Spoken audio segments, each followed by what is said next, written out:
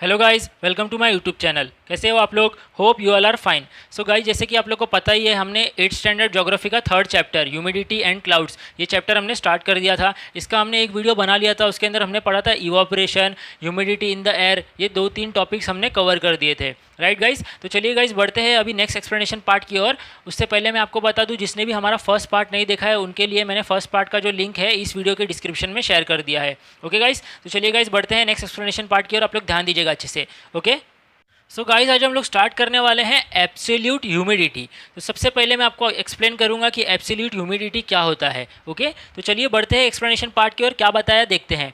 The amount of water vapour in 1 cubic metre of air is the absolute humidity of the air. तो guys आपको पता ही होगा, हम लोग ने लास्ट वीडियो लेक्चर में पढ़ा था कि किस तरह से वाटर वेपर जो है एयर में उसका प्रॉपरली कैलकुलेशन करके किस तरह से वो पूरी तरह से फिल्ड अप रहता है। तो इसके अंदर एब्सोल्यूट ह्यूमिडिटी में क्या बताया गया है, the amount of water vapour in 1 cubic metre of air. क्या बताया गया है, अगर 1 क्यूबिक मीटर ऑफ एयर में जितना अमाउंट ऑफ वाटर वेपर है उसको क्या बोला जाता है, एब्सोल्यूट ह्यूमिडिटी बोला जाता है उस एयर का। समझ में आ गया गाइस? फॉर एग्जाम्पल, अभी एग्जाम्पल के तौर पे क्या बताया गया है, the absolute humidity of the air near coastal areas is higher. क्या बताया गया है, एब्सोल्यूट ह्यूमिडिटी जो है एयर का कोस्टल एरियाज में, कोस्टल एरियाज मतलब समुंदर किनारों वाला एरियाज, ओके, समुंदर वाला एरियाज, वहाँ पे एब्सोल्यूट ह्यूमिडिटी कैसा रहता है, हायर, मतलब बहुत ज़्यादा रहता है। क्यों? क्योंकि वहाँ पे देखो समुंदर किनारों की बात कर रहे हैं हम लोग, तो वहाँ पे एयर में ज़्यादा नमी होगी, राइट, मॉइस्चर ज़्यादा होगा than air in the interior as compare to the air in the interior. मतलब इंटीरियर मतलब लैंड की बात कर रहे हैं हम लोग। ओके, लैंड को कंपेयर करें, साथ ही साथ अगर हम लोग कोस्टल एरियाज को कंपेयर करें तो सबसे ज़्यादा ह्यूमिडिटी कहाँ पे होगी, कोस्टल एरियाज में होगी। ओके, तो एब्सोल्यूट ह्यूमिडिटी वहाँ पे हायर रहता है। समझ में आ गया? Absolute humidity is higher in the equatorial areas. क्या बताया गया, एब्सोल्यूट ह्यूमिडिटी जो है वो हायर रहता है, ज़्यादा रहता है। कहाँ पे? इक्वेटोरियल एरियाज में। इक्वेटोरियल एरियाज मतलब अर्थ का जो इक्वेटर वाला जो लाइन है, इक्वेटर है, वहाँ पे जो एरियाज है वहाँ पे ह्यूमिडिटी कैसा रहता है, ज़्यादा रहता है। While it reduces as we move towards the, क्या बताया गया देख लेते हैं पेज नंबर 19 पे। ओके गाइस, चलिए ध्यान देते हैं। As we move towards the poles, अब देखिए गाइस क्या बताया गया है, ह्यूमिडिटी जो है, एब्सोल्यूट ह्यूमिडिटी जो है वो हायर रहता है, ज़्यादा रहता है। कहाँ पे? इक्वेटोरियल एरियाज पे, मतलब जो जहाँ पे अर्थ का इक्वेटर है वहाँ पे। और आगे आगे जैसे जैसे हम लोग मूव करते हैं, मतलब पोल्स जो रहते हैं नॉर्थ पोल और साउथ पोल, वहाँ पे हम लोग मूव करते हैं, उस तरफ बढ़ते हैं, तो वहाँ पे ह्यूमिडिटी क्या होता है, रेड्यूस हो जाता है, कम हो जाता है। ओके, मैं आपको पिक्चर दिखा दूंगा गाइज, आप लोग ध्यान दीजिएगा। इसके बाद का एक्सप्लेनेशन ले लेते हैं। The distribution of land and water on earth, क्या बताया गया है, जिस तरह से डिस्ट्रीब्यूट किया गया है लैंड और वाटर अर्थ पे, and the seasons also affect absolute humidity. क्या बताया गया है, एब्सोल्यूट ह्यूमिडिटी कब अफेक्ट होता है, सीजन्स की वजह से, साथ ही साथ लैंड और वाटर की वजह से। जैसे ही हम लोग ने अभी यहाँ पे पढ़ा था, कोस्टल एरियाज में जो एब्सोल्यूट ह्यूमिडिटी रहता है वो क्या रहता है, ज़्यादा रहता है एज कंपेयर टू लैंड, जहाँ पे ज़मीन है, राइट। तो लैंड की वजह से इफेक्ट हो रहा है, वाटर की वजह से इफेक्ट हो रहा है। और सीजन्स का हमने फर्स्ट वीडियो में पढ़ ही लिया था, कैसे सीजन मतलब रेनी सीजन में ह्यूमिडिटी क्या रहता है, पहले से एयर का वाटर होल्डिंग कैपेसिटी ज़्यादा रहता है, राइट। ये हम लोग ने फर्स्ट वीडियो में पढ़ लिया, आपको पता ही होगा। ओके गाइस, तो चलिए गाइस बढ़ते हैं एक्सप्लेनेशन पार्ट की ओर। क्या बताया गया आगे देख लेते हैं। उससे पहले मैं आपको पिक्चर दिखा देता हूँ गाइस, ताकि आप लोग को एब्सोल्यूट ह्यूमिडिटी जो है अच्छे से समझ जाए। आप लोग ध्यान दीजिएगा गाइस। ओके, सो गाइज आप लोग यहाँ पे देख सकते हो, ये है अर्थ का पिक्चर। अब देख सकते हो आप लोग, अर्थ के सेंटर में ये जो लाइन दिया गया वहाँ पे क्या बताया गया, इक्वेटर। तो हम लोग ने जैसे एक्सप्लेनेशन पार्ट में पढ़ा था कि एब्सोल्यूट ह्यूमिडिटी जो है वो ज़्यादा रहता है, कहाँ पे, इक्वेटर पे। मतलब ये जो इक्वेटर अर्थ का जो सेंटर पार्ट है वहाँ पे एब्सोल्यूट ह्यूमिडिटी क्या होगा, ज़्यादा होगा। और क्या बताया था, जैसे जैसे हम लोग पोल्स की ओर बढ़ते हैं, जैसे कि आप लोग देख सकते हो ऊपर पे नॉर्थ पोल है और नीचे साउथ पोल है, तो जैसे जैसे हम लोग दोनों पोल की ओर बढ़ेंगे एब्सोल्यूट ह्यूमिडिटी क्या होगा, धीरे धीरे करके डिक्रीज होगा, मतलब कम होगा। समझ में आ गया गाइस? तो ये पिक्चर के थ्रू आपको समझ में आया होगा, होप सो। ओके, तो चलिए गाइस बढ़ते हैं एक्सप्लेनेशन पार्ट में, क्या बताया गया है देख लेते हैं। सो गाइज आप लोग देख सकते हो यहाँ पे कुछ पूछा हुआ है, यूज़ योर ब्रेन पावर। अब देखिए कुछ क्वेश्चंस दिए गए हैं, उनके आंसर देख लेते हैं। In which season is humidity generally more, क्या पूछा गया है, ह्यूमिडिटी ज़्यादा कौन से सीजन में रहता है। तो गाइज हमने ये फर्स्ट वीडियो में भी पढ़ लिया था, ये ज़्यादा कब होता है, मानसून में, मतलब बारिश के टाइम पे, राइट, रेनी सीजन में। तो हम लोग बोल सकते हैं humidity is generally more in monsoon. Okay, next question देख लेते हैं। How does humidity affect the human body, क्या बताया गया, किस तरह से ह्यूमन बॉडी को, इंसानों को अफेक्ट होता है ह्यूमिडिटी का। अब मैं आपको अगर अच्छा एग्जाम्पल दे दूं, देखिए हवा में नमी ज़्यादा है, मतलब हवा ठंडी है, कूलर एयर है, राइट, तो आप लोग को पसीना होगा, ज़्यादा नहीं होगा। एज कंपेयर टू हवा में नमी कम है, पहले से ही हॉट क्लाइमेट है, तो आपको पसीना होगा, राइट। तो क्या बताएगा, the rate of sweating increases due to humidity. देखिए अगर ह्यूमिडिटी क्या बताया गया है, ह्यूमिडिटी मतलब एयर में जो नमी क्या है, ज़्यादा है, तो ह्यूमिडिटी की वजह से हम लोग को स्वेटिंग होगा, पसीना आएगा नहीं आएगा, right, as compare to humidity low होगा तो समझ में आ गया गाइस किस तरह से अफेक्ट होता है। चलिए आगे बढ़ते हैं। Observe how humidity affect the food material at our home. क्या बताएगा, ह्यूमिडिटी किस तरह से अफेक्ट करता है फूड मटेरियल को। तो मैं आपको अगर एग्जांपल दे दूं, रेनी सीजन जो है, रेनी सीजन में फूड मटेरियल ज़्यादा खराब होते हैं, पता रहेगा ना आपको क्यों, क्योंकि एयर में पहले से ही, देखिए इसका एक और अच्छा एग्जाम्पल दूँ तो रेनी सीजन में बीमारियाँ ज़्यादा फैलती है। क्यों, क्योंकि जो भी बीमारियाँ रहती है, माइक्रो ऑर्गेनिजम्स रहते हैं, राइट, जो भी मतलब ऑर्गेनिज्म, फंगस वगैरह ये सब जो रहते हैं, ये सब चीज़ें जो है बढ़ती है, उनका फेवरेबल क्लाइमेट रहता है, मतलब उनको क्लाइमेट बहुत ही अच्छा मिल जाता है मॉनसून सीजन जो है उनको ग्रो करने के लिए, राइट। तो मैं आपको इसका आंसर बता देता हूँ क्या होता है। ह्यूमिडिटी की वजह से फंगस जो है फ्लरिश हो जाता है फूड के ऊपर, मतलब खाने के ऊपर फंगस बढ़ जाता है, राइट, एट अवर होम, और फूड क्या हो जाता है, स्पॉइल हो जाता है। समझ में आ गया आपको। आगे बढ़ते हैं। Is there a relation between the formation of fungus and humidity. क्या बताया गया है, कोई रिलेशन है फॉर्मेशन, फंगस का फॉर्मेशन होना और ह्यूमिडिटी का। ओके, तो मैं बता देता हूँ आपको, डायरेक्ट रिलेशनशिप है बिटवीन में, दोनों के बीच में। ओके, क्यों, क्योंकि फंगस को ग्रो करने के लिए एक फेवरेबल क्लाइमेट चाहिए रहता है, और वो क्लाइमेट कौन सा है, ह्यूमिडिटी अगर ज़्यादा है एयर में तो वो क्लाइमेट फेवरेबल है किसके लिए, फंगस ग्रो करने के लिए, मतलब फंगस को ग्रो होने के लिए। समझ में आ गया गाइस। आगे बढ़ते हैं। हाउ इज द अर्ली और late drying up of clothes related to humidity. क्या बताया गया है, ह्यूमिडिटी से किस तरह से रिलेटेड है क्लोथ्स, जो कपड़े हैं वो किस तरह से, जैसे कि ठंडी में ज़्यादा सूख जाते हैं जल्दी या गर्मी में सूख जाते हैं जल्दी। तो आपको इसका आंसर पता ही रहेगा, गर्मी में सबसे ज़्यादा सूखते हैं। क्यों, क्योंकि ह्यूमिडिटी क्या रहता है, लो रहता है, एयर में जो वाटर होल्डिंग कैपेसिटी रहता है जो क्या रहता है वो ज़्यादा रहता है। इसकी वजह से कपड़ों इन सब में का जो वाटर है वो एयर जो है ऑक्यूपाई कर लेता है, मतलब ऑब्जॉर्व कर लेता है। As compare to rainy season की बात करें तो उसमें पहले से ही हवा में नमी है, पहले से ही हवा में, एयर में वाटर है, राइट, वाटर के छोटे छोटे मॉलिक्यूल्स है, तो और वाटर उसमें एडअप हो पाएगा क्या, नहीं हो पाएगा। समझ में आ गया। तो इसका रिलेशन आपको समझ में आ ही गया होगा किस तरह से। अगर समर सीज़न है तो क्लोथ्स जो है जल्दी ड्राई होंगे, और अगर विंटर सीज़न या फिर मॉनसून सीज़न है तो क्लोथ जो है वो थोड़ा लेट ड्राई होंगे। समझ में आ गया गाइस आपको। चलिए गाइस बढ़ते हैं नेक्स्ट एक्सप्लेनेशन पार्ट की ओर, आप लोग ध्यान दीजिएगा। ओके, सो गाइज अभी जो हम लोग टॉपिक स्टार्ट करने जा रहे हैं ये थोड़ा ट्रिकी टॉपिक है, आप लोग अच्छे से ध्यान दीजिएगा, आप लोग को समझ में आ जाएगा। तो नेक्स्ट टॉपिक है रिलेटिव ह्यूमिडिटी। तो किस तरह से रिलेटिव ह्यूमिडिटी एक्सप्लेन किया गया है देखते हैं। The amount of water vapour present in air can be expressed as a percentage of the amount needed for saturation at the same temperature and same volume. क्या बताया गया है, जो भी अमाउंट ऑफ वाटर वेपर रहता है, present रहता है एयर में, उसको हम लोग कैसे मेजर कर सकते हैं, परसेंटेज के हिसाब से। क्यों मेजर कर सकते हैं, amount of needed for saturation. Saturation मतलब क्या होता है, लास्ट वीडियो लेक्चर में गाइज मैंने आपको बता दिया था, सैचुरेशन मतलब एयर का full capacity, water holding capacity. Okay, मतलब वाटर कितना होल्ड कर सकता है, वाटर पूरा कितनी देर तक होल्ड कर सकता है, और कितना वाटर होल्ड कर सकता है एयर, उसको क्या बोला जाता है, सैचुरेशन। मतलब सैचुरेटेड एयर कब बोला जाएगा, जब एयर में वाटर जो है फुल्ली ऑक्यूपाइड है। समझ में आ गया। तो हम लोग कैसे पता लगा सकते हैं, परसेंटेज के हिसाब से, कि अगर हम लोग उसको प्रॉपरली कैलकुलेट करेंगे तो हमें पता चल जाएगा कि एयर जो है वो सैचुरेटेड है कि नहीं, मतलब एयर जो है उसमें वाटर वेपर फुल्ली कंप्लीटेड है कि अभी भी जगह बाकी है। ओके, तो इस चीज़ को क्या बोला जाता है, रिलेटिव ह्यूमिडिटी। ओके, और ये किससे मेजर होता है, टेम्परेचर के हिसाब से मेजर हो सकता है,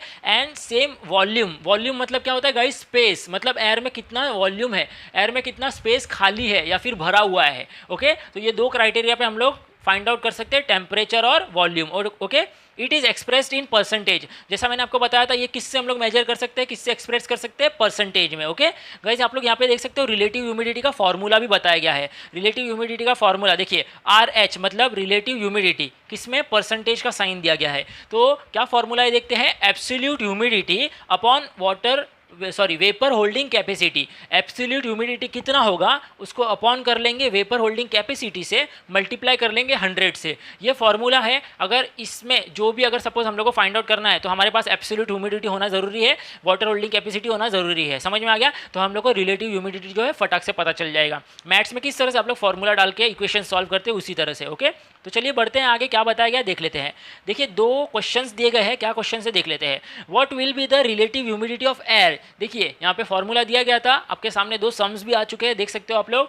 what will be the relative humidity of air whose absolute humidity is 20 gram per metre cube. क्या बताया गया है, एब्सोल्यूट ह्यूमिडिटी दे दिया गया है और वाटर वेपर होल्डिंग कैपेसिटी भी जो है दे दिया गया है। आपको क्या पता लगाना है, रिलेटिव ह्यूमिडिटी। एब्सोल्यूट ह्यूमिडिटी क्या है फर्स्ट क्वेश्चन में, 20 gram per metre cube, okay. और वेपर होल्डिंग कैपेसिटी क्या है, 30 ग्राम पर मीटर क्यूब। तो आप लोग अगर इस फॉर्मूले में पुट करोगे तो कैसे होएगा, relative humidity is equal to absolute humidity. Absolute humidity क्या है, 20 gram per metre cube upon vapour holding capacity क्या है, 30 gram per metre cube, into multiply by 100 कर देंगे अपन। इस इक्वेशन को आप सॉल्व कर दोगे, आपको आंसर मिल जाएगा। ओके गाइस, तो मैं चाहता हूं आप लोग इसे सॉल्व करके कमेंट सेक्शन में इसका राइट आंसर जो है मुझे दे सकते हो। ओके गाइस, एक और क्वेश्चन दिया गया है, सेम क्वेश्चन ही है। If the absolute humidity of the air, absolute humidity जो है एयर का क्या है, 15 gram per metre cube and vapour holding capacity is 15 gram per metre cube. दोनों 15 ग्राम पर मीटर क्यूब ही है, ओके। एब्सोल्यूट ह्यूमिडिटी और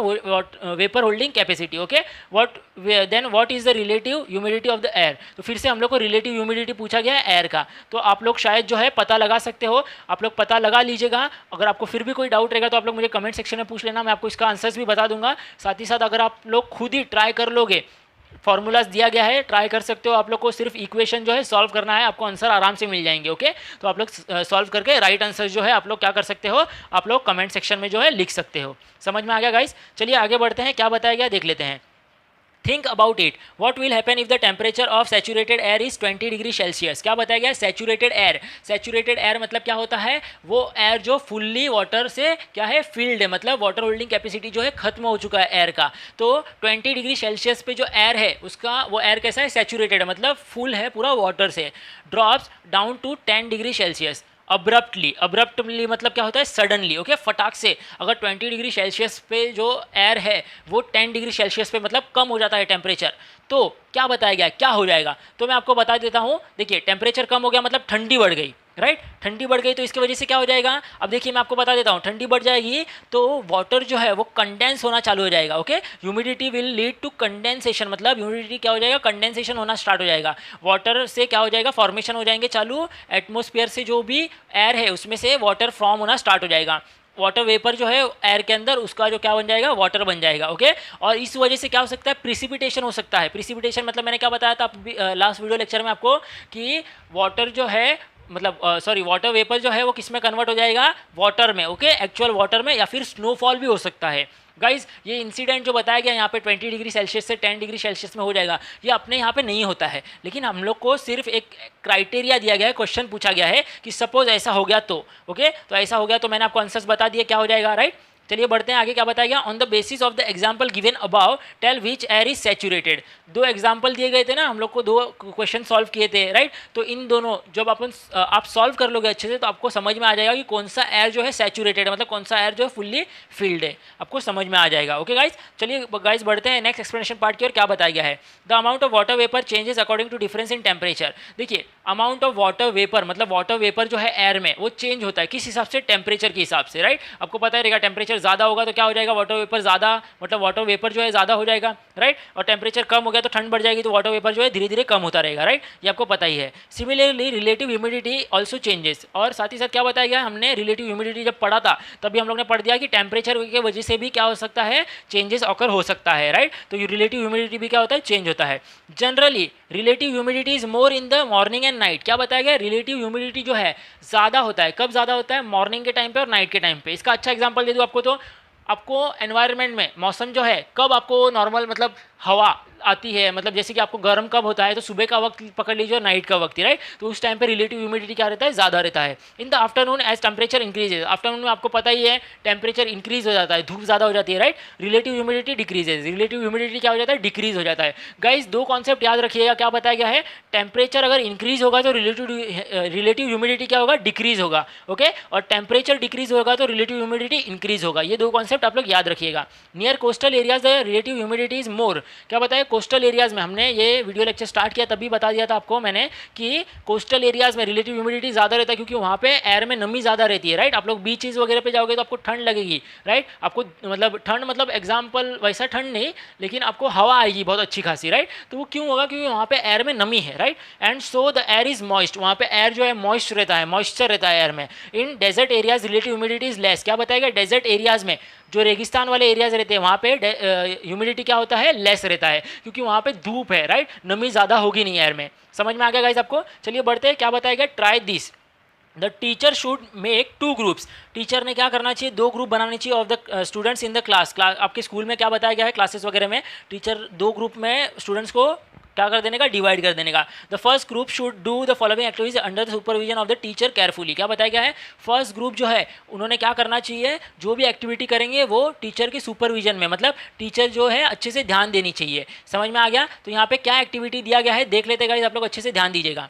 तो देखिए क्या बताया गया यहाँ पे, देखते हैं चलिए। Take water in a pressure cooker, pressure cooker आपको पता ही होगा, राइट, कुकर जिसमें मम्मी दाल चावल वगैरह उबालती है, डालती है, राइट, बनाने के लिए, मतलब दाल चावल बनाती है उसमें, राइट। तो प्रेशर कुकर ले लेना है हमें। Take off the whistle of the pressure cooker, whistle मतलब जो ऊपर का जो सीटी है, जो विसल बजता है, ओके, तो वो विसल जो है हमें क्या कर देना है, निकाल देना है, टेक ऑफ कर देना है, okay. Now heat the cooker, अभी हमको वो क्या करना है, कुकर को हीट कर देना है, गर्म करना है, गैस पर रख देना है। Take a lid with a handle, lid मतलब क्या होता है, एक ढक्कन ले लेना है हमें। आप लोग यहाँ पे पिक्चर में देख सकते हो किस तरह से एक बच्चे ने लीड मतलब एक ढक्कन लिया हुआ है, प्रेशर कुकर जो है उसका सीटी निकाल दिया है, राइट। तो वहाँ से वेपर निकल रहा है, भाप निकल रहा है, राइट। और लीड जो है हैंडल वाला लेना है ताकि गर्म हो जाएगा तो आपको हीट ना लगे, मतलब आपको चटका ना लगे। After the water starts boiling, क्या बताया, वाटर जब बॉयल होना स्टार्ट हो जाता है, hold the lid at a distance from where the steam is coming out. देखिए कुकर में जो है पानी रहेगा, पानी जैसे जैसे बॉईल होगा तो जो सीटी जो आपने यहाँ से निकाली थी वहाँ पे इससे स्टीम आना स्टार्ट होगा। स्टीम मतलब क्या होता है, वेपर, ओके। तो वेपर आना स्टार्ट हो जाएगा तो आपको क्या करना है, जो लीड था मतलब जो ढक्कन आपने लिया था वो थोड़ा सा डिस्टेंस पे उसको पकड़ के रखना है। देख लिया आपने पिक्चर में किस तरह से, देखिए बच्चे ने पकड़ के रखा है। समझ में आ गया आपको। चलिए आगे क्या बताया गया है, ये एक एक्टिविटी हो गया, आगे देख लेते हैं क्या बताया गया है। ऑब्जर्व व्हाट हैपेंस, हमें ऑब्जर्व करना है, क्या होगा हमें ऑब्जर्व करना है। You must have observe the water changing into water vapour after it was heated, क्या बताया गया, जो कुकर में पानी था वो क्या हो गया, वाटर वेपर में कन्वर्ट हो गया जब उसको हीट मिली। तो समझ में आ गया, आपने ये ऑब्जर्व किया रहेगा, राइट। ये सब नॉर्मल एक्टिविटीज़ है गाइस, आप लोग घर पे भी कर सकते हो। नेक्स्ट फिगर देख सकते हो आप लोग, क्या बताया गया देख लेते हैं यहाँ पे। This vapour turns into water droplets, क्या बताएगा, जो वेपर है वो किस में कन्वर्ट हो जाता है, वाटर ड्रॉपलेट्स में, ओके। मतलब जैसी स्टीम बाहर निकला कुकर से, वो स्टीम उस ढक्कन पे लगा और ढक्कन पे छोटे छोटे वाटर ड्रॉपलेट्स जो है जमा होने स्टार्ट हो गए। गाइस आपकी मम्मी अगर घर पे कुछ खाना भी बनाती है तो खाना बनाते के ऊपर अगर उस खाने पे ढक्कन रख देती है, गर्म अगर खाना बन रहा है तो आप लोग देख सकते हो जब आप ढक्कन उठाओगे तो उस पर ढक्कन पे छोटे छोटे जो है वाटर जो है मतलब वो स्टीम जो था वो वाटर ड्रॉपलेट्स बन चुके हैं, right. This vapour turns into water droplets when it touches the cooler lead. Cooler lead मतलब वो जो लीड था वो क्या था, ठंडा था, उसको तो गर्म नहीं किया था ना, राइट। तो वो कूलर लीड हो गया, मतलब कूलर ढक्कन हो गया। We can see the water droplets deposited on the lid, और आप लोग देख सकते हो कि वो जो लीड था मतलब जो ढक्कन था उसके ऊपर वाटर ड्रॉपलेट्स मतलब वाटर जो है ड्रॉपलेट्स जो है वो जमा होना स्टार्ट हो गए हैं। समझ में आ गया गाइस आपको। यहाँ पे एक और पिक्चर दिया गया है गाइस, आप लोग देख लीजिए, इसके बारे में भी कुछ एक्टिविटी दी गई है, पीछे देखते हैं। देखिए 2 बच्चे हैं वो क्या कर रहे हैं, एक ग्लास में आइस क्यूब्स मतलब बर्फ़ जो है ग्लास में डाली जा रही है। समझ में आ गया आपको। तो देख लेंगे इसके ऊपर क्या एक्टिविटी है गाइस, आप लोग ध्यान दीजिएगा। नेक्स्ट पेज पे टर्न करते हैं, ओके गाइस। सो गाइस आप लोग यहाँ पे देख सकते हो एक और the other group should carry out the following activities, see figure 3.6a। 3.6a picture हमने देख लिया था, किस तरह से 2 बच्चों ने क्या किया था, एक ग्लास में जो है आइस क्यूब्स डाले थे, राइट। वो पिक्चर हमने देख लिया था। देखते हैं आगे एक्टिविटी में क्या दिया गया है। Take a glass with a flat bottom, flat bottom मतलब नीचे का जो बॉटम रहेगा, जो नीचे का पार्ट रहेगा वो फ्लैट रहना चाहिए, right. Put some ice cubes in it, ice cubes जो पीछे का पिक्चर हमने देखा था उसमें देख लिया था कि किस तरह से वो बच्चों ने आइस क्यूब्स आइस डाल दिया था। Keep this glass in a room for 2 to 3 minutes, एक रूम में हमें वो ग्लास जो है रख देना है 2 से 3 मिनट के लिए। व्हाट डू यू सी, आपको क्या देखने मिलेगा। तो यहाँ पे देखिए दोनों बच्चे जो जिन्होंने डाला था उनका पिक्चर दिखाया गया है, किस तरह से, आपको इसमें दिखेगा नहीं लेकिन आपको ये बात पता ही होगी, आप लोग ठंडा पानी पीते हो तो या फिर कभी आप लोग घर पे यही एक्सपेरिमेंट कर लेना, छोटा सा एक्सपेरिमेंट आप लोग कर सकते हो। तो आप लोग को समझ में आ जाएगा कि ग्लास के ऊपर एक्जैक्टली ग्लास के बाहर आउटर एरिया में क्या हो जाएगा, वाटर ड्रॉपलेट्स जमा होना स्टार्ट हो जाएंगे। तो क्यों होंगे, उसके पीछे रीज़न क्या है गाइस, तो अभी हम लोग इस पार्ट में वो भी समझ लेंगे, ओके। तो तो देखते हैं क्या बताया गया है।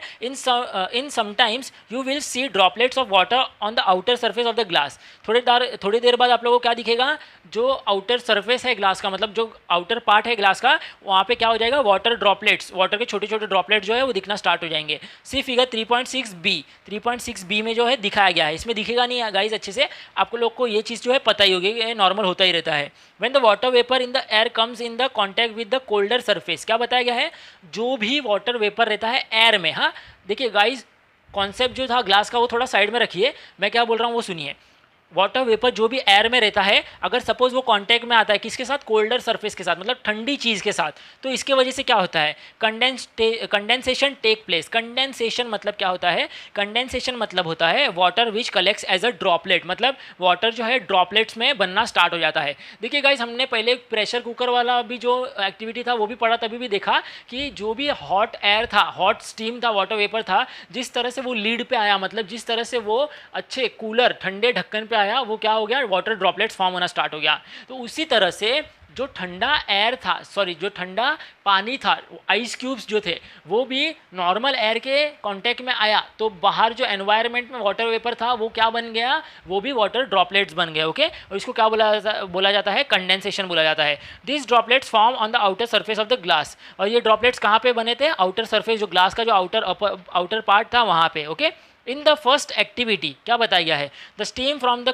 Cooker cooled and condense into water droplets. First activity में भी हमने यही पढ़ा, जो भी स्टीम था कुकर में से वो कूल हो गया, ठंडा हो गया, और वो कंडेंस्ड होकर वाटर ड्रॉपलेट्स बन गए, राइट, जैसे कि हम लोग ने ढक्कन पे देखा था वो। In the second activity the vapour in the air, जो भी सेकेंड एक्टिविटी हमने देखा अभी, मतलब जो ग्लास का और आइस क्यूब्स का था, जो वेपर रहता है एयर में, कंडेंस इनटू वाटर ड्रॉपलेट्स, और वो वेपर क्या हो जाता है, कंडेंस हो जाता है किसमें, वाटर ड्रॉपलेट्स में, मतलब वाटर ड्रॉपलेट्स फॉर्म हो जाते हैं। समझ में आ गया गाइस? चलिए बढ़ते हैं नेक्स्ट टॉपिक पे। क्या बताया गया है, कंडेंसेशन, डेंसिफिकेशन और सब्लिमेशन। तो देखिए मैं आपको इसके मीनिंग्स बता देता हूँ। कंडेंसेशन आपको पता ही रहेगा, वाटर ड्रॉपलेट्स जब फॉर्म होते हैं स्टीम की मदद से या फिर कूलर एनवायरनमेंट की वजह से, उसको कंडेंसेशन बोला जाता है। डेंसिफिकेशन मतलब होता है एक्ट और process of becoming dense. Dense मतलब क्या होता है, थिक, मोटा। ओके, समझ में आ गया आपको? जैसे कि मैं आपको अगर एग्जांपल दे दूँ तो एयर जो है, एयर के अंदर वाटर वेपर जो रहता है, एयर जो है हल्का रहता है सबसे पहली चीज़ तो, राइट। लेकिन जब एयर में वाटर होल्डिंग कैपेसिटी जो फुल हो जाती है, मतलब एयर में जो है नमी आ जाती है, तो वो डेंस हो जाता है, मतलब एयर जो है वो थोड़ा भारी हो जाता है। ओके, तो आपको ये टॉपिक समझ में आ जाएगा इस और अच्छे से जब हम लोग और एक्सप्लेनेशन पार्ट की तरफ बढ़ेंगे तब। सब्लिमेशन मतलब क्या होता है, चेंज ऑफ सब्सटेंस। अभी देखिए मैं आपको एक एग्जाम्पल देता हूँ गाइस। पानी जो है बर्फ़ है, आइस है, तो वो डायरेक्ट सीधा गैसेस फॉर्म में हो जाएगा क्या? नहीं। मैं आपको बता देता हूँ, हम लोग ने एक सपोज़ कोई गैस के ऊपर कोई एक बर्तन ले लिया, बर्तन के अंदर हम लोग ने एक आइस का टुकड़ा डाल दिया, मतलब बर्फ़ डाल दी।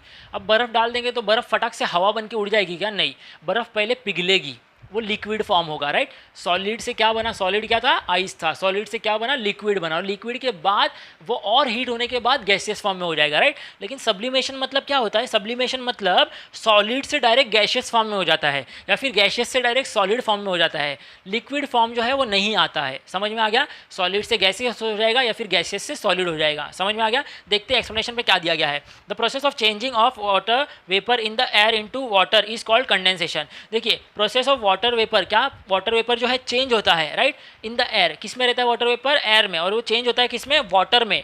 वाटर वेपर था और वो किस में कन्वर्ट हुआ, किस में चेंज हुआ? वाटर में। इसको क्या बोला जाता है? कंडेंसेशन। और डेंसिफिकेशन, इसको डेंसिफिकेशन भी बोल सकते हैं, राइट। आप लोगों को समझ में आ गया होगा। जो एयर जो था वो पतला था, हवा था, हल्का था, राइट, वो अभी क्या बन गया? वाटर बन गया। तो अभी क्या हो गया? वो जाड़ा हो गया, राइट। तो उसको डेंसिफिकेशन भी बोल सकते हैं, जैसे कि मैंने आपको अभी बताया था। रिड्यूसेस, सॉरी क्या बताया गया है, also the process of vapour gas changing into solid state. जैसे कि मैंने आपको सब्लिमेशन का बताया था, गैस जो है डायरेक्ट सॉलिड स्टेट में कन्वर्ट होता है, इसको क्या बोला जाता है? सब्लिमेशन। मतलब गैस जो है डायरेक्ट क्या बन गया? सॉलिड स्टेट में। इसका भी आपको एग्जाम्पल बता दूंगा। बर्फीले इलाके, अब देखिए हवा जो रहता है, जैसे कि कश्मीर का इलाका ले लीजिए, वहाँ पे जो है हवा जो है क्या होती है, धीरे धीरे करके वो स्नो जो है वो क्या बन जाता है? धीरे धीरे करके हवा बन जाता है, राइट। मतलब वो सॉलिड था, वो क्या बन गया? अभी गैस बन गया। समझ में आ गया आपको? आगे बढ़ते हैं। इफ़ क्या बताएगा देख लेते हैं। If the temperature of the air reduces, अगर एयर का टेम्परेचर कम होता है, रिड्यूस होता है, it's vapour holding capacity also reduces. Vapour holding capacity भी क्या हो जाएगा? रिड्यूस, मतलब कम हो जाएगा। ये तो आपको पता ही है, हमने फर्स्ट वीडियो में पढ़ा है।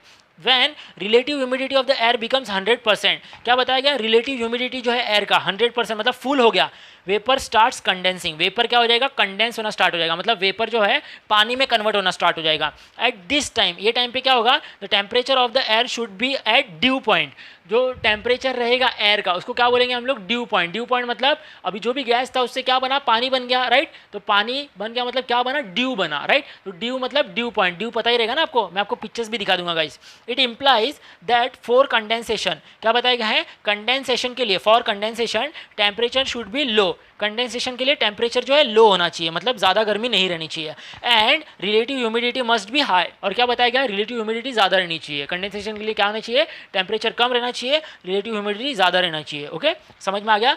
In the free environment, free environment, normal environment की अगर हम लोग बात करें, condensation of vapour in the air occurs, condensation होता रहता है एयर का, कब होता है, ऑकर्स अराउंड फाइन पार्टिकल्स, मतलब देखिए एयर में कंडेंसेशन हो रहा है मतलब वाटर बन रहा है। अब देखिए मैं आपको पूछ लेता हूँ एक सवाल, आपको पता ही रहेगा, एयर जो है, एयर कितने चीज़ों का मिक्सर है, अलग अलग गैसेज है, वाटर वेपर है, स्टीम है, डस्ट पार्टिकल है, सॉल्ट है, ये पता ही होगा आपको, राइट, एयर में बहुत सारी चीज़ों का मिक्सचर है। तो ये जो कंडेंसेशन होता रहता है ये इन सब मिक्सचर के बीच में ही होता रहता है, ये मिक्सचर साइड हो जाते हैं क्या, नहीं होते, ये सब मिक्सचर के बीच में ही होता रहता है। समझ में आ गया आपको, तो fine particle like dust, salt etcetera in the air, ये सब एयर में रहते ही है। समझ में आ गया आपको। चलिए बढ़ते हैं नेक्स्ट टॉपिक की ओर। क्या बताया गया है, dew, Frost and fog. Due, due मतलब मैं आपको हिंदी में सबके मीनिंग्स बता देता हूँ। ड्यू मतलब होता है ओस, फ्रॉस्ट मतलब होता है ठंड, ओके, और फॉग मतलब होता है कोहरा, जिसको हिंदी में बोला जाता है। ओके, तो मैं आपको इसके पिक्चर भी दिखा दूंगा, ध्यान दीजिएगा। Are the forms of condensation, condensation के कितने फॉर्म है, 3 है, ड्यू, फ्रॉस्ट और fog. Okay, at ground level, ground level मतलब अर्थ के लेवल की बात कर रहे हैं हम लोग, राइट, मतलब लैंड पे। वाइल क्लाउड्स आर मतलब लैंड की बात कर रहे हैं, समझ में आ गया। While clouds are a form of condensation at higher elevation, और क्लाउड जो है वो भी एक फॉर्म है किस चीज़ का, कंडेंसेशन का, at higher level. Higher level इसलिए बोला गया है क्योंकि क्लाउड्स आपको पता है कहाँ पे रहते हैं, हायर लेवल पे, मतलब स्काई पे रहते हैं, राइट, स्काई में रहते हैं। तो ये क्या है, हायर लेवल पे कंडेंसेशन हो रहा है, और ग्राउंड लेवल पे जो कंडेंसेशन होता है वो होता है ड्यू, फ्रॉस्ट और फॉग, राइट। ग्राउंड लेवल मतलब ज़मीन से रिलेटेड, ज़मीन के ऊपर। समझ में आ गया गाइज आपको। तो चलिए गाइज मैं आपको पिक्चर दिखाता हूँ, ध्यान दीजिएगा आप लोग। ओके, सो गाइज आप लोग यहाँ पे देख सकते हो, ये पिक्चर है ड्यूज का। आपने ये एनवायरनमेंट कभी ना कभी तो देखा ही देगा, राइट, किस तरह से ये पत्तों पे देखिए छोटे छोटे वाटर ड्रॉपलेट जो है जमा हो गए हैं, राइट। तो ये ड्यूज का एग्जाम्पल है, समझ में आ गया, आपने देख लिया। और अभी आप लोग यहाँ पे देख सकते हो, ये है फ्रॉस्ट का एग्जाम्पल। फ्रॉस्ट का मीनिंग क्या हो जाता है कि जो भी लेयर्स है उनके ऊपर क्या, आइस मतलब बर्फ़ जमा हो जानी स्टार्ट हो जाती है। ये ज़्यादातर कश्मीर एरियाज़ में हो जाता है। ओके, समझ में आ गया आपको। मतलब अभी आप लोग यहाँ पे देख सकते हो, ये झाड़ के पत्ते और ये पत्तों पे छोटी छोटी बर्फ़ की लेयर, वाइटिश लेयर जो है, क्रिस्टल जो है फॉर्म होना स्टार्ट हो गए हैं। समझ में आ गया। फ्रॉस्ट का मतलब यही हो जाता है कि deposition of small white ice, okay, crystals. समझ में आ गया आपको। और ये लास्ट पिक्चर है, आप लोग देख सकते हो, ये है फॉग का, कोहरा। ये आपने देखा रहेगा, राइट, ये तीनों चीज़ें आपने देखी रहेगी। समझ में आ गया आपको। ओके गाइस, तो चलिए गाइस बढ़ते हैं नेक्स्ट एक्सप्लेनेशन पार्ट की और आप लोग ध्यान दीजिएगा। ओके, सो गाइज आप लोग यहाँ पे देख सकते हो, हमारा नया टॉपिक क्या है, clouds and types of clouds. तो सबसे पहले मैं आपको बता दूं, हम लोग आज जो है क्लाउड्स के बारे में ही पढ़ेंगे। नेक्स्ट वीडियो लेक्चर में जो है टाइप्स ऑफ क्लाउड्स जो है पढ़ लेंगे। ओके, तो चलिए स्टार्ट करते हैं। Clouds are a form of condensation at higher level. जैसा कि हम लोग ने अब भी पढ़ा था कि क्लाउड्स क्या है, ये भी एक टाइप का कंडेंसेशन ही है। Okay, at higher level. Higher level मतलब क्या होता है, स्काई में होता है ना ये चीज़, इसीलिए हायर लेवल बोला गया है। ओके, आगे देखते हैं। Always remember there is a difference between fog and smog.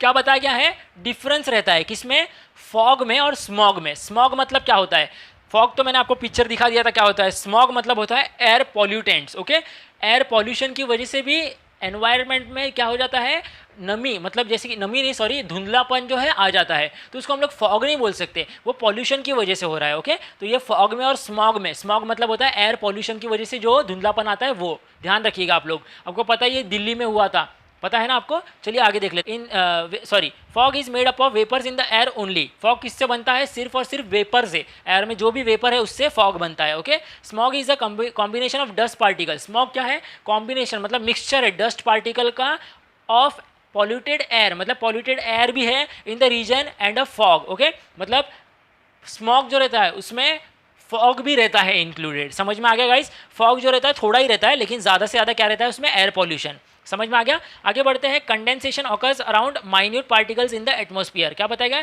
Condensation process जो है गाइस, आपको पता ही चल गया होगा कंडेंसेशन क्या है, मैं बार बार एक्सप्लेन नहीं करूंगा। ओके, पहले जो वीडियो आपने समझी, जो हमने अभी जो वीडियो जो स्टार्ट किया था उसमें मैंने कंडेंसेशन का मीनिंग बता दिया था। एक और बता देता हूँ। कंडेंसेशन मतलब होता है एटमॉस्फेयर के अंदर जो वाटर वेपर रहता है उससे वाटर जो है बन जाता है, राइट। तो उसको बोला जाता है condensation. Condensation occur around minute particles in the atmosphere. Condensation जो है होता रहता है माइन्यूट पार्टिकल्स, जो हमने पढ़ा था कौन से डस्ट रहता है, सॉइल रहता है, अलग अलग गैसेज रहते हैं। कंडेंस वाटर और snow particles in a cloud are very fine. क्या बताइए, कंडेंस वाटर जो रहता है या फिर स्नो पार्टिकल जो रहता है, क्लाउड की बात कर रहे हैं ना गाइस, हम लोग क्लाउड टॉपिक स्टार्ट किया है। तो क्लाउड में जो भी कंडेंस्ड वाटर रहता है या फिर स्नो पार्टिकल्स रहता है वो बहुत ज़्यादा फाइन मतलब हल्के रहते हैं, एंड ऑलमोस्ट वेटलेस मतलब बहुत ही ज़्यादा हल्के रहते हैं, इसीलिए तो क्लाउड जो है फ्लोट करते रहते हैं। And so clouds float in the air. समझ में आ गया आपको, क्लाउड जो है फ्लोट करते रहते हैं एयर में। सी फिगर 3.7 फिगर में जो है दिखा दिया गया है, मैं आपको बता दूंगा। यहाँ पे देख सकते हो आप लोग 3.7 में दिया गया है रेन ड्रॉप। रेन ड्रॉप मतलब जिस तरह से बारिश की एक बूंद रहती है। अब देखिए रेन ड्रॉप जो है उसका डायमीटर क्या रहता है 5 मिलीमीटर्स, ओके। और साथ ही साथ आप लोग देख सकते हो यहाँ पे फाइन पार्टिकल्स भी दिया गया है, कंडेंस भी दिया गया है, condense particle in the water in the cloud. देख लिया आपने। आगे बढ़ते हैं गाइस, क्या बताया गया देख लेते हैं। Land and water get heated because of heat of the sun. आपको पता ही रहेगा सूरज की जो गर्मी रहती है, सन की जो गर्मी रहती है, इस वजह से लैंड भी जो है गर्म हो जाता है, वाटर भी गर्म हो जाता है। Air near the surface heats up. Air भी जो रहता है एनवायरनमेंट में वो भी हीट हो जाता है, राइट, उसमें भी गर्माहट हो जाती है। Rises and becomes less dense. Less dense मतलब बहुत ही ज़्यादा पतला हो जाता है। मतलब एयर जो है अभी देखिए वाटर होल्डिंग कैपेसिटी जो है कम हो चुकी है। वाटर जितना है जो सन ने क्या कर लिया, इवोपरेट कर लिया, तो वाटर जो है क्या हो गया, सॉरी एयर जो क्या हो गया और ज़्यादा डेंस हो गया, मतलब और ज़्यादा हल्का हो गया। Hot air rises up. और जो भी हॉट एयर रहता है वो राइजेज मतलब वो और ज़्यादा हॉट होना स्टार्ट हो जाता है, okay. As it goes higher the temperature of the air reduces. क्या बताया गया, जिस तरह से हम लोग ऊपर जाएंगे एयर का टेम्परेचर क्या हो जाता है, रिड्यूस हो जाता है। आपको पता ही रहेगा जैसे जैसे हम लोग स्काई में जाएंगे एयर का टेम्परेचर क्या हो जाता है, रिड्यूस मतलब कम हो जाना स्टार्ट हो जाता है। And the moisture holding capacity of the air reduces. अब देखिए जैसे जैसे ऊपर जाएंगे तो मॉइस्चर जो है पहले से एनवायरमेंट में ज़्यादा है, तो मॉइस्चर होल्डिंग कैपेसिटी और बढ़ेगी क्या, वहाँ पे नहीं होगी, right. Relative humidity keeps increasing. Relative humidity जो है इंक्रीज होता रहता है जैसे जैसे हम लोग ऊपर जाते हैं। The water vapour in the atmosphere. क्या बताया गया है, जो भी वाटर वेपर रहता है एटमॉस्फेयर में turns into water and snow. जो भी एटमॉस्फेयर में वाटर वेपर रहता है वो किस में टर्न हो जाता है, वाटर में या फिर स्नो में, okay. This is the due point level of that air. क्या बताया गया है, ये ड्यू पॉइंट लेवल है, मतलब उससे ड्यूज जो है वो क्रिएट होना स्टार्ट हो जाता है, इसलिए ड्यू पॉइंट लेवल बताया गया है। The level of condensation is determined by water vapour in the air. अब देखिए कंडेंसेशन ऑकर होगा और कितने लेवल पे कंडेंसेशन हो सकता है ये हम लोग किससे डिटरमाइन कर सकते हैं, जितना भी वाटर वेपर एयर में प्रेजेंट रहेगा उससे, okay. Keep in mind that the freezing point is also dependent on the altitudes. Altitudes मतलब मैं आपको बता दूंगा, देखिए मैंने आपको पिक्चर दिखाया था जो अर्थ का था और इक्वेटर था, तो उसमें और भी जो लाइंस थे वो क्या थे, एल्टीट्यूड्स थे। मैं आपको बता दूंगा आगे भी क्या बताया गया है। तो जो फ्रीजिंग पॉइंट रहता है, ओके, जो भी एयर जो है ठंडा हो जाता है या फिर पानी जो है वो ठंडा हो जाता है, फ्रीज हो जाता है, वो किसके ऊपर डिपेंडेंट रहता है, एल्टीट्यूड्स के ऊपर। एल्टीट्यूड्स मतलब होता है हाइट, जितना हम लोग ऊपर जाएंगे आसमान में उतना फ्रीजिंग पॉइंट जो है ज़्यादा रहता है, ओके। एंड वाटर वेपर मतलब किसके ऊपर डिपेंडेंट रहता है, एल्टीट्यूड पे और वाटर वेपर पे। समझ में आ गया गाइस। आगे देख लेते हैं। बिकॉज ऑफ कंडेंसेशन, अभी कंडेंसेशन की वजह से क्या होता है, fine particles of ice and water floats in the air at A greater height. Condensation की वजह से क्या होता है, फाइन पार्टिकल जो भी आइस के फाइन पार्टिकल्स रहते हैं, वाटर जो रहता है वो फ्लोट होता है एयर में एट अ ग्रेटर हाइट, मतलब और भी ऊंचाई हाइट में, मतलब स्काई में जो है फ्लोट होते रहते हैं। दे एक्यूमुलेट अराउंड डस्ट पार्टिकल्स, और वो सब क्या हो जाता है, जमा हो जाते हैं डस्ट पार्टिकल की ओर in the air and become larger in size. मतलब देखिए ये प्रोसेस जो है कंटिन्यूस होता ही रहता है, जमा होते रहते और ये साइज जो है बड़ा हो जाता है। This accumulation together is called a cloud. और ये जो भी जमा होता है, जो भी एक्यूमुलेशन होता है, इसको क्या बोला जाता है लास्ट में, क्लाउड। मतलब जमा हो के ये इतना बड़ा हो जाता है कि वो क्लाउड फॉर्म हो जाता है, okay. Because of vertical flow of the wind. Vertical flow मतलब क्या हो जाता है गाइज, ऊपर से नीचे, ओके, साइड साइड नहीं, अप से लेके डाउन तक, ओके। तो इस तरह से जो फ्लो होता रहता है विंड का, इस वजह से क्या होता है, दे फ्लोट इन द एटमॉस्फेयर। इसीलिए वो फ्लोट करते रहते हैं, क्लाउड जो है फ्लोट करते रहते हैं। किस वजह से, क्योंकि विंड का जो फ्लो रहता है वर्टिकल रहता है, याद रखना ये चीज़, ओके। इसीलिए जो है क्लाउड्स फ्लो करते हैं एटमॉस्फेयर में। एग्जाम्पल दिया गया यहाँ पे देख सकते हो आप लोग, like a kite which floats in the air. किस तरह से काइट, एक पतंग जो है एयर में किस तरह से फ्लोट होती है, right, as it moves higher and higher. जितना ऊपर जाता है पतंग, देखो आपको पता ही रहेगा, जितना देखो पतंग स्टार्ट में उड़ाना ही बहुत मुश्किल हो जाता है, क्योंकि वो ज़मीन पे से उड़ना स्टार्ट हो रही है। एक बार वो थोड़ा हायर लेवल में पहुंच जाती है तो और हायर जा सकती है, राइट। तो वो इसीलिए फ्लोट होती है जैसे जैसे वो ऊपर जाती है। The cloud too floats in the atmosphere because of vertical flow, और क्लाउड्स भी जो रहते हैं वो क्या होते रहते हैं, फ्लो होते रहते हैं इसी तरह से एटमॉस्फेयर में। क्यों? Because of the vertical flow, मतलब जिस तरह से एटमॉस्फेयर में एयर जो है वर्टिकली फ्लो हो रहा है इस वजह से। समझ में आ गया गाइस? चलिए गाइस बढ़ते हैं नेक्स्ट एक्सप्लेनेशन की पार्ट की ओर, आप लोग ध्यान दीजिएगा। ओके, सो आप लोग गाइस यहाँ पे देख सकते हो किस तरह से यहाँ पे देखो लो एल्टीट्यूड, मीडियम एल्टीट्यूड और हाई एल्टीट्यूड। जैसे जैसे हम लोग ऊपर जा रहे हैं, देखो हाइट, एल्टीट्यूड मतलब होता है हाइट, मैंने आपको बता दिया था। तो जैसे जैसे हम लोग ऊपर जा रहे हैं वैसे वैसे देखो क्लाउड्स का जो है रेंज दिखाया गया है। समझ में आ गया गाइस आपको? चलिए आगे बढ़ते हैं एक्सप्लेनेशन पार्ट की ओर। मैं आपको और एक पिक्चर दिखा दूंगा, उससे पहले चलिए बढ़ते हैं एक्सप्लेनेशन पार्ट की ओर। क्या बताया गया है? Clouds are found at different altitudes above mean sea level. क्या बताया गया है? क्लाउड जो है वो कहाँ पे मिलते हैं? अलग अलग एल्टीट्यूड पे, अबाव मीन सी लेवल, मतलब जो भी सी लेवल है उसके अबाव, मतलब सी लेवल के ऊपर। समझ में आ गया? Clouds which form at greater altitude are form from very fine snow particles. क्या बताया गया? जो भी क्लाउड्स हम लोग को हायर एल्टीट्यूड पे दिखते हैं, मतलब और ज़्यादा ऊपर ऊपर दिखते हैं, वो बहुत ही ज़्यादा फाइन, मतलब बहुत ही ज़्यादा छोटे, बहुत ही ज़्यादा एकदम हल्के स्नो पार्टिकल से बने रहते हैं।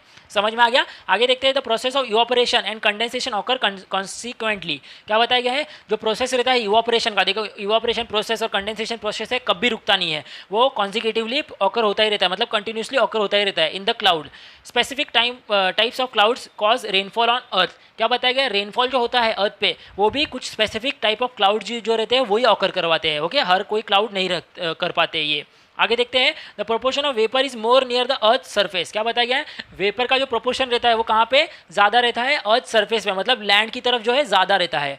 As we go higher away from the sea level, जैसे जैसे हम लोग सी लेवल से ऊपर जाते रहेंगे, सी लेवल मतलब समुंदर की जैसे जैसे ऊपर जाते रहेंगे, the amount of vapour decreases, और धीरे धीरे करके वो वेपर जो रहता है वो क्या हो जाता है? डिक्रीज हो जाता है, मतलब कम हो जाता है। समझ में आ गया? ये गाइस आपको पता ही रहेगा, मैंने वीडियो जो है एक्सप्लेन करते हुए स्टार्ट में बताया था। Okay, hence the clouds at a lower altitude, lower altitude मतलब लोअर हाइट पे, जो भी क्लाउड जो लोअर हाइट्स पे रहते हैं उनके बारे में क्या बताया गया है? Lower altitudes are larger in size, मतलब वो बड़े रहते हैं साइज में। ओके, मतलब जो लोअर एल्टीट्यूड पे है वो ज़्यादा बड़े रहते हैं। ओके, आगे देख लेते हैं while the clouds at higher altitude are smaller, और जैसे जैसे हम लोग और ऊपर जाएंगे क्लाउड जो है छोटे छोटे होते जाते हैं। समझ में आ गया गाइज आपको? तो चलिए गाइज एक्सप्लेनेशन की ओर ध्यान देते हैं। आगे क्या दिया गया है? टाइप्स दिए गए हैं क्लाउड्स के। Okay, clouds types according to international classification, international classification के हिसाब से बताया गया है। आप लोग देख सकते हैं यहाँ पे। चलिए देख लेते हैं, मैं आपको बता देता हूँ। General altitude metres, general altitude मतलब जिस तरह से जनरली हाइट जो है मीटर्स में बताई गई है सी लेवल से। ओके, सी लेवल से किस तरह से हाइट बताई गई है देख लेते हैं। देखिए 7,000 टू 14,000 हाइट के बीच में जो क्लाउड्स रहते हैं उनके नाम क्या है? Cirrus, cirrostratus, cirrocumulus. Okay, ये नाम है क्लाउड्स के। समझ में आ गया आपको? फिर साथ ही साथ 2,000 से 7,000 के बीच में के हाइट के जो क्लाउड्स रहते हैं उनके नाम सुनिए, ऑल्टो स्ट्रेटरस और ऑल्टो क्यूमुलस। समझ में आ गया गाइस आपको? आगे देख लेते हैं लेस देन 2,000, मतलब जो 2,000 हाइट से भी कम में रहते हैं उनके नाम स्ट्रेटो क्यूमुलस, स्ट्रेटरस। ओके, आपको समझ में आ गया? और निम्बो स्ट्रेटरस। समझ में आ गया आपको? आगे बढ़ते हैं। द एक्सटेंड क्लाउड भी वेरिएबल। अब देखिए और एक्सटेंड कर करके क्लाउड जो है वेरिएबल, मतलब क्लाउड जो है किस तरह से और दिखेंगे हम लोग जैसे जैसे एक्सटेंड होंगे। तो यहाँ पे दिए गए हैं क्यूमुलस और क्यूमोलो निम्बस। समझ में आ गया आपको? तो चलिए बढ़ते हैं नेक्स्ट एक्सप्लेनेशन पार्ट की और। क्या दिया गया है? छोटा सा पार्ट रिमेनिंग है गाइस, ध्यान दे देते हैं, फटाक से खत्म हो जाएगा। Clouds are formed at different altitudes in the atmospheres. जैसा कि मैंने आपको बता ही दिया था, क्लाउड जो है अलग अलग एल्टीट्यूड्स पे, मतलब अलग अलग हाइट्स पे जो है फॉर्म होते हैं, बनते हैं। ओके, आफ्टर ऑब्जर्वेशन, देखने के बाद अगर हम लोग क्या पता चलेगा? We can divide this clouds into 3 main types. हम लोग जो है ऑब्जर्व करने के बाद, अच्छे से देखने के बाद हम लोग क्लाउड्स को 3 मेन टाइप्स में क्या कर सकते हैं? डिवाइड कर सकते हैं on the basis of their altitudes, उनके एल्टीट्यूड के हिसाब से, मतलब उनके हाइट्स के हिसाब से। The height from the base, अब क्या बताया गया? किस तरह से हम लोग डिवाइड करेंगे देख लेते हैं। यहाँ पे क्या बताया गया देख लेते हैं। The height from the base of the clouds, देखिए हाइट फ्रॉम द बेस मतलब जमीन से लेके क्लाउड्स तक का इज टेकन इनटू कंसिडरेशन। वो हम लोग ध्यान रख सकते हैं कि मतलब जमीन से स्टार्ट होगा हाइट कंसिडर करना। If the clouds are at an altitude of 7,000 to 14,000 metres, okay 7,000 से 14,000 मीटर्स के बीच में रहेगा, then they are consider as very high clouds. उनको हम लोग क्या बोल सकते हैं? Very high clouds. ओके, मतलब बहुत ही ज़्यादा क्लाउड्स बोल सकते हैं हम लोग। If they are at an altitude of around 2,000 to 7,000 metres, अगर वो 2,000 से 7,000 मीटर्स के ऊपर एल्टीट्यूड में है, then they are consider to be medium clouds. फिर बाद में हम लोग उनको क्या बोल सकते हैं? Medium clouds. Okay, if they are at an altitude of less than 2000 metres. क्या बताया गया, अगर वो एल्टीट्यूड मतलब वो हाइट पे 2000 मीटर्स तक के, then they are called as low clouds. उनको हम लोग क्या बोल सकते हैं, लो क्लाउड्स। जो हम लोग ने फिगर देखा था अभी 3.8 वाला, ये जो फिगर था राइट, ये जो फिगर था इसी में हम लोग ने क्या किया था, समझ लिया था। समझ में आ गया गाइज आपको?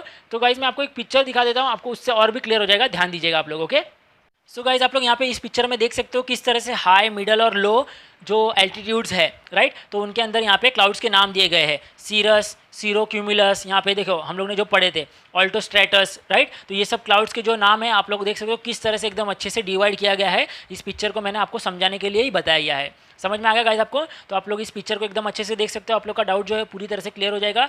साथ ही साथ जो रिमेनिंग पार्ट है गाइज वो हम लोग नेक्स्ट वीडियो लेक्चर में देख लेंगे। अगर आपको फिर भी कुछ नहीं समझा हो, अगर आपको कुछ मीनिंग्स चाहिए रहेगा गाइज, तो आप लोग मुझे कमेंट सेक्शन में पूछ सकते हो। तो आपको अगर गाइज़ आपको मेरी वीडियो अच्छी लग गई हो तो मुझे आपका सपोर्ट चाहिए गाइज़, प्लीज़ मेरे चैनल को लाइक कीजिए, सब्सक्राइब कीजिए और शेयर कर दीजिए। Okay guys, thank you.